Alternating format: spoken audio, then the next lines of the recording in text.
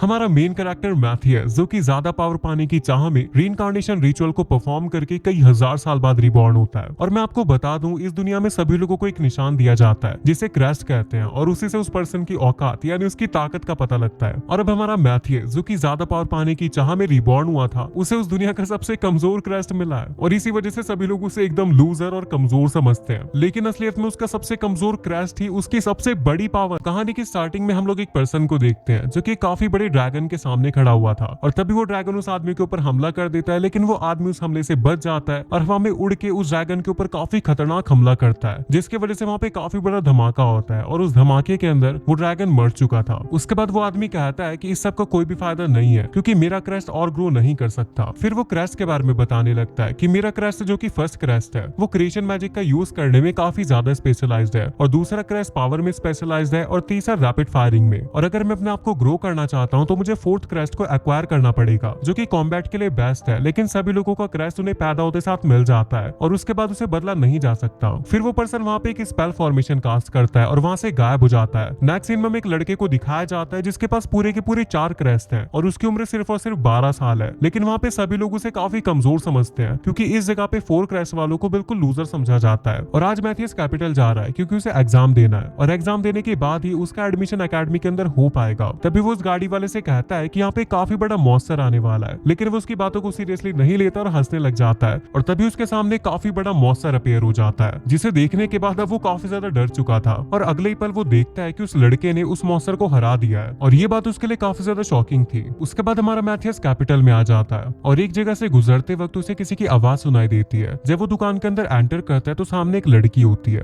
जो कि दुकानदार से कह रही थी कि मुझे एक मॉन्स्टर से बचाते वक्त मेरे दोस्त की तलवार टूट गई, तो क्या प्लीज आप उसके लिए ऐसी एक तलवार बना सकते हैं। जिस पर वो दुकानदार कहता है कि एक मैजिक स्वॉर्ड बनाना इतना भी आसान नहीं होता। और इतने में जो हमारा मैथियस होता है वो उस दुकान की सारी वेपन्स देखने लगता है। तभी वो लड़की वापस से दुकानदार से कहती है कि प्लीज मैं आपसे भीख मांगती हूँ, आप मेरी दोस्त के लिए तलवार बना दीजिए, क्योंकि कल उसका एग्जाम है। लेकिन वो दुकानदार कहता है कि मुझे माफ करना, मैं इतनी जल्दी एक मैजिक स्वॉर्ड नहीं बना पाऊंगा, लेकिन अगर तुम चाहो तो तुम एक रेडीमेड स्वॉर्ड ले सकती हो। जिस पर वो लड़की कहती है फिर आप मुझे एक ऐसी तलवार दिखाइए जो कि एक लड़की आराम से चला सके, वो ज्यादा भारी नहीं होनी चाहिए। ये सुन के दुकान पाओगे। फिर हमारा हीरो कहता है कि भले मेरा फोर्थ क्रेस्ट एनहांसमेंट के लिए अभी सूटेबल ना हो, लेकिन मैं एक तलवार को तो हैंडल कर ही लूंगा। तभी उसका क्रेस्ट देख के दुकानदार कहता है कि अरे ये तो असफलता का क्रेस्ट है, तुम्हारे लिए कर पाना लगभग नामुमकिन सा ही है। तभी वो लड़की कहती है कि प्लीज आप एक तलवार बनाइए और उसमें इस मैजिक स्टोन को भी लगा दीजिएगा, मैं इस लड़के के ऊपर भरोसा करने के लिए तैयार हूँ। उसके बाद वो दुकानदार उस लड़की को समझाने की कोशिश करता है कि देखो अगर ये इसमें फेल हो गया तो तुम्हारा मैजिक स्टोन बर्बाद चला जाएगा। जिस पर वो लड़की कहती है कि पता नहीं क्यों मुझे अंदर से ऐसा लग रहा है कि ये कर लेगा। फिर वो लड़की मैथियस से कहती है कि चलो एन्चेंटमेंट करते हैं। उसके बाद वो मैथियस से कहती है कि माफ करना, मैं अपने आप को इंट्रोड्यूस करना तो भूल ही गई, मैं हूँ एल्मा लैप्सियस, और मैं नहीं चाहती कि मेरे पेरेंट्स किसी अजीब आदमी से मेरी शादी कर दे, इसी वजह से मैं घर से भागी हुई हूँ। फिर हमारा हीरो अपना नाम बताता है जो कि है मैथियस हिल्डरशिमर, लेकिन तुम मुझे मैटी बुला सकती हो। आल्मा कहती है मेरे लिए काफी ज्यादा अच्छी बात होगी, और वो उसका हाथ पकड़ती है और कहती है कि फाइनली मुझे एक नया दोस्त मिल गया। उसके बाद वहाँ पे एक लड़की आती है जिसका नाम होता है लूरी, और वो एल्मा से कहती है क्या इस शॉप में हमारा काम होने के कुछ चांसेस हैं। और जैसे ही मैथियस लूरी को देखता है वो ब्लश करने लगता है क्योंकि वो काफी ज्यादा सुंदर थी। उसके बाद लूरी कहती है कि आज सुबह से हम जितनी भी शॉप के अंदर गए हैं हर जगह से हमें निराशा ही मिली है, और अब तो मुझे ऐसा लगने लगा है कि ऐसा पॉसिबल ही नहीं है कि हम आज ही आज में अपने स्वॉर्ड को रेडी कर पाएंगे। तभी एल्मा कहती है कि इससे मिलो, ये है मैटी, इसने कहा है कि अगर ये टेस्ट है तो मैंने जरूर दिखाऊंगा कि मैं क्या कर सकता हूँ। और वो अचानक से एक स्पेल का यूज करता है और उसके वार को रोक देता है। वो आदमी भी काफी ज्यादा हैरान था कि आखिरकार इतना छोटा लड़का मेरे वार को ब्लॉक कैसे कर सकता है। फिर उन दोनों के बीच में लड़ाई शुरू हो जाती है, और उसे इतना अच्छा लड़ता देख वहाँ के लोगों का मुंह खुला का खुला रह जाता है। और एंड में मैथियस उस आदमी की तलवार को नीचे गिरा के उसे हरा देता है, और ये चीज देख के लूरी और एल्मा काफी ज्यादा खुश हो जाते हैं। उसके बाद उनके नेक्स्ट एग्जाम में उन्हें निशाना लगाना है, जहाँ पे सबसे पहले ल्यूरी आती है जिसे अपने फायर मैजिक से 5 टारगेट पे निशाना लगाना है। जहाँ पे ल्यूरी गहरी सांस लेती है और अपने क्रैश को एक्टिवेट करती है और अपने फायर मैजिक से एक टारगेट को हिट कर देती है। और ये देख के मैथियस कहता है कि इंचांटेड कास्टिंग, जैसा ये नाम है, ये स्पेल को कास्ट करने का एक तरीका है जिसमें पर्टिकुलर वर्ड्स का इस्तेमाल किया जाता है, और इसका इस्तेमाल कोई भी कर सकता है, भले उसके अंदर वो एबिलिटी हो या ना हो, लेकिन ये यूजर के मैजिक पावर पे काफी ज्यादा असर डालता है, और कॉम्बैट के लिए इसका इस्तेमाल करना ज्यादा अच्छा नहीं होता। फिर हम देखते हैं कि लूरी अपने 5 टारगेट को हिट कर चुकी थी, और वहाँ पे उसका क्रैश देख के कुछ बच्चे बोलते हैं कि ये तो क्रैश ऑफ ग्लोरी है, काश मैं इस क्रैश के साथ पैदा हुआ होता। और वहाँ पे मैटी हमसे बताता है कि आज के जमाने में हैरान थे। तभी एडवर्ड बोलता है कि मुझे ज्यादा बोलना पसंद पसंद नहीं, पर मैं बोलना चाहता हूँ कि भले ही फर्स्ट एकेडमी के लिए फॉर्मेलिटी जरूरी हो, लेकिन यहाँ मेरी सेकंड एकेडमी में एबिलिटी ही सब कुछ है। और फर्स्ट एकेडमी की तरह हम लाइन एज और क्रैश पर यकीन नहीं रखते, यहाँ पर आपकी स्किल्स ही मायने रखती है। और ऐसा कहने के बाद हेडमास्टर वहाँ से चले जाते हैं, लेकिन जाने से पहले वो बोलते हैं कि मैथियस हिल्डेशिमर, सेरेमनी खत्म होने के बाद मेरे ऑफिस में आओ। उसके बाद मैटी हेडमास्टर के ऑफिस के बाहर खड़ा हुआ सोचने लगता है कि आखिरकार मुझे यहाँ पे क्यों बुलाया है, मैंने ग्राउंड तबाह कर दिया, कहीं इसी वजह से तो नहीं, कहीं ये मुझे एकेडमी से तो नहीं निकाल देंगे। तभी उसके पीछे अचानक से हेडमास्टर आ जाता है। फिर हम देखते हैं कि मैथियस सभी टीचर्स और हेडमास्टर के बीच में खड़ा हुआ है। उसके बाद हेडमास्टर बोलते हैं कि तुमने captain of the night order को अपने स्वॉर्डमैनशिप के एग्जाम के दौरान हरा दिया, और इसी के साथ तुमने बड़ी आसानी से वर्डलेस स्पेल का भी इस्तेमाल किया। और मुझे ऐसा लगता है कि अगर तुम्हारी एज का बच्चा इतना ज्यादा पावरफुल है तो इसके पीछे जरूर कोई कारण होगा। देखो, मैं यहाँ पे तुमसे ये नहीं पूछूंगा कि वो कारण क्या है, लेकिन मुझे तुम्हारी मदद चाहिए। आगे हेडमास्टर बोलते हैं कि तुमने बाकी स्टूडेंट्स को एनकांटेड स्पेल कास्ट करते हुए देखा होगा, है ना? जिसपे मैटी बोलता है कि हाँ, लेकिन वो एनकांटेड स्पेल का यूज क्यों करता है? उसके जगह वर्डलेस स्पेल का यूज करना तो ज्यादा बेहतर होगा। फिर हेडमास्टर बोलते हैं कि वर्डलेस स्पेल को कास्ट कर पाना आज के जमाने में नामुमकिन सा ही है, और मुझे नहीं लगता कि हमारे पूरे किंगडम में कोई भी पर्सन इनका इस्तेमाल कर पाता होगा। और यहाँ पर मैं अपनी सेकंड एकेडमी में वर्डलेस स्पेल टेक्निक को वापस से रिवाइव करना चाहता हूँ, लेकिन ये काम करने में मुझे एक चीज रोक रही है, हमारी सिस्टर की द फर्स्ट रॉयल एकेडमी। हमें ना चाहते हुए भी फर्स्ट एकेडमी की टीचिंग्स को हमारी सेकंड एकेडमी में फॉलो करना पड़ता है, क्योंकि उनके पास कुछ ट्रैक रिकॉर्ड्स है। और यहाँ पे एक टीचर मैटी को फर्स्ट एकेडमी की पॉपुलर रिसर्च के बारे में बताते हैं। उसके बाद मैटी फर्स्ट एकेडमी के ट्रैक रिकॉर्ड के बारे में पढ़ने लगता है, जहाँ पे सिर्फ इनकांटेड स्पेल्स के बारे में लिखा हुआ था। फिर हेडमास्टर बोलते हैं कि एकेडमिया में सिर्फ इनकांटेड स्पेल की कास्टिंग को ही एक्सेप्ट किया गया है, और जो वर्डलेस स्पेल है उन्हें रिजेक्ट कर दिया गया है। फिर मैटी पूछता है तो हम उन्हें एक्सेप्ट कैसे करवाएंगे? हेडमास्टर बोलता है कि हमें आने वाले नेक्स्ट इंटर स्कूल कॉम्पिटिशन में वर्डलेस स्पेल की ताकत को दिखाना होगा। अब मैटी पूछता है लेकिन आपको मेरी मदद किस बारे में चाहिए? हेडमास्टर बोलता है कि तुम हमें वर्डलेस मैजिक कास्टिंग सिखाओ, और मैथियस इस बात के लिए तैयार हो जाता है। अब इसके बाद टीचर सभी बच्चों से बोलते हैं कि आज हम वर्डलेस स्पेल्स कास्ट करना सीखेंगे, और टीचर की बात सुनकर सभी बच्चे शॉक हो जाते हैं। फिर टीचर्स बोलते हैं कि आपको ये सब एक स्पेशल गेस्ट इंस्ट्रक्टर बताएंगे, और तभी वहाँ पे मैटी आ जाता है। तो बाकी बच्चे उसे देख के बोलते हैं कि ये तो वही है ना जिसने एंट्रेंस एग्जाम में टॉप किया था। फिर टीचर्स बोलते हैं कि मैथियस, क्या तुम ये दिखा सकते हो कि वर्डलेस कास्टिंग किस तरह से की जाती है? अब मैथियस अपने क्रैश को एक्टिवेट करके हवा में उछल जाता है, और उसके बाद वो एक ही बारी में 3 टारगेट को उड़ा देता है। और ये देख के बच्चे बोलते हैं कि मैंने तो उसे कोई स्पेल पढ़ते नहीं देखा, आखिरकार इसने बिना बोले एक स्पेल को कास्ट कैसे कर लिया, और इसका क्रैश तो असफलता का है। फिर एक टीचर बोलता है कि सिर्फ मैथियस ही अकेला नहीं है जो कि वर्डलेस स्पेल को कास्ट कर सकता है। अब उसके बगल में जो टीचर होता है वो सभी बच्चों को दिखाता है कि उसने अपनी तलवार से वर्डलेस स्पेल को कास्ट करके एक टारगेट को उड़ा दिया है। फिर वो सभी बच्चों को बताता है कि मैंने खुद ये सिर्फ एक ही दिन में सीखा है, इसी वजह से मैं इसे यूज करने में इतना ज्यादा अच्छा नहीं हूँ। और फिर सब बच्चे उसी चीज की प्रैक्टिस करने लग जाते हैं। फिर एल्मा बोलती है कि देखो मैटी, मैं भी ये कर सकती हूँ, और एल्मा मैटी को ये करके दिखाती है। और वो जिस तरीके से कास्टिंग कर रही थी उसे देख के मैटी खुद ही हैरान हो जाता है। उसके बाद मैटी लूरी के पास आके पूछता है कि कैसा हो रहा है तुम्हारा काम? ल्यूरी बताती है कि मैं इसे धीरे धीरे फील करने लगी हूँ, लेकिन मेरी जो बोलने की आदत है वो अभी भी नहीं गई है। और वहाँ पे सभी बच्चों को प्रैक्टिस करते देख लूरी बोलती है कि मुझे तो यही समझ में नहीं आ रहा है कि आखिरकार हमने इनका इस्तेमाल करना क्यों बंद कर दिया था। उसके बाद सुन के मैटी भी सोचता है कि आखिरकार वर्डलेस स्पेल कास्टिंग को रिजेक्ट क्यों कर दिया होगा। अब इसके बाद मैटी लूरी को उसका हाथ दिखाने के लिए बोलता है, और उसके हाथ के ऊपर अपना हाथ रख देता है। और ये देख के लूरी शर्मा जाती है, और मैटी भी शर्माते हुए बोलता है कि मैं तुम्हें अपना मैजिक ट्रांसफर करने के लिए कर रहा हूँ। इसके बाद मैटी एक स्पेल कास्ट करके अपने मैजिक को लूरी के अंदर ट्रांसफर करने लगता है। इस स्पेल का इस्तेमाल ज्यादातर एन्चांटमेंट करने के लिए होता है, जिसके बाद लूरी के अंदर भी पावर्स आ जाती है और वो टारगेट को उड़ा देती है। और ये देख के वो काफी ज्यादा खुश होती है। उसके बाद मैटी सभी स्टूडेंट्स को वर्डलेस स्पेल कास्टिंग सिखाना कंटिन्यू रखता है। फिर हमारा सीन शिफ्ट होता है और हमें 1 महीने बाद का सीन दिखाया जाता है। फिर मैटी का क्रैश देखते हुए उसका ओपोनेंट हंसते हुए बोलता है कि अरे ये तो असफलता का क्रैश है, ये चिरकुट मुझे हराने आया है। और वहीं फर्स्ट एकेडमी का एक टीचर हेडमास्टर से बोलता है कि शायद से सेकंड एकेडमी ने इस बार खुद ही हार मान ली। उनका हेडमास्टर बोलता है कि इस बार हम 65वीं बार लगातार जीतेंगे। और वहीं सेकंड एकेडमी के हेडमास्टर लूरी और एल्मा की निगाहें मैटी पे टिकी हुई थी। और यहाँ मैटी का ओपोनेंट बोलता है कि शायद से तुम मेरे क्रैश ऑफ ग्लोरी को देखकर डर गए हो बच्चे। और उसके बाद सुन के मैटी सोचता है कि जैसा मैंने सोचा था, ये कोई इंसान नहीं है, ये एक डीमन है जो कि अपनी असली फॉर्म छुपाने के लिए डिस्गाइज स्पेल का इस्तेमाल कर रहा है, और यहाँ इंसानों से बचने के लिए एक फेक क्रैश का भी इस्तेमाल कर रहा है। अब उसके बाद उनका मैच स्टार्ट हो जाता है, और वहाँ पे फर्स्ट एकेडमी के 2 स्टूडेंट एक साथ मैटी के ऊपर हमला करते हैं। लेकिन उनके स्पेल कास्ट करने से पहले ही मैटी अपने वर्डलेस स्पेल को कास्ट करके वहाँ पर एक धमाका कर देता है, जिससे वो दोनों स्टूडेंट हार जाते हैं। लेकिन वहाँ पे जो डीमन होता है वो बच जाता है। उसके बाद वो डीमन भी अपने स्पेल को कास्ट करता है, लेकिन लोगों को दिखाने के लिए वो वहाँ पे मंत्र भी पढ़ने लगता है, जो देख के मैटी सोचता है कि पकड़ लिया, इसने पूरा मंत्र पढ़े बिना ही एक स्पेल को कास्ट कर दिया। और ये देखकर फर्स्ट फर्स्ट एकेडमी के लोग भी काफी ज्यादा हैरान हो जाते हैं। उसके बाद मैटी अपनी तलवार निकाल के उस डीमन के ऊपर हमला करने के लिए उसकी ओर जाता है और बोलता है कि डीमन का वीक पॉइंट उसका सर होता है, लेकिन वो डीमन मैटी के इस हमले को डॉज कर देता है और हवा में उड़ते हुए मैटी के ऊपर फायर अटैक करता है। और उसके बाद वो दोनों अपनी तलवारों से फाइट करने लगते हैं और यहाँ उस डीमन से लड़ते हुए मैटी सोचता है कि अब मैं समझा, डीमंस ने वर्डलेस कास्टिंग को डिक्लाइन किया होगा क्योंकि डीमंस नहीं चाहते कि इंसान पावरफुल मैजिक को इस्तेमाल करना सीखे। डीमंस ने काफी पहले ही फर्स्ट एकेडमी के ऊपर कब्जा कर लिया होगा और उसके बाद इन्होंने फोर्थ क्रैश को असफलता का क्रैश डिक्लेयर कर दिया। फिर मैटी अपनी तलवार निकालता है और एक स्पेल को कास्ट कर देता है, जो देख के डीमन मैटी के ऊपर हमला करने के लिए जाता है और वहाँ अपनी फायर से उसके ऊपर हमला भी करता है, लेकिन मैटी उसके पूरे फायर अटैक को वहीं पे खत्म कर देता है। और ये चीज देख के वो डीमन भी खुद भी काफी ज्यादा हैरान हो जाता है। उसके बाद मैटी उस डीमन को अपनी तलवार से घायल कर देता है, जिस वजह से वो डीमन अपनी असली फॉर्म में आ जाता है और बोलता है कि तुमने मुझे पहचान ही लिया। मैटी बोलता है हाँ, तुम्हारी मैजिक पावर से। और सभी लोग उसे देख के बोलते हैं कि अरे ये तो एक डेविल है, आखिर यहाँ पर हो क्या रहा है। और ये सब देख के फर्स्ट एकेडमी का टीचर और हेडमास्टर भी हैरान हो जाता है।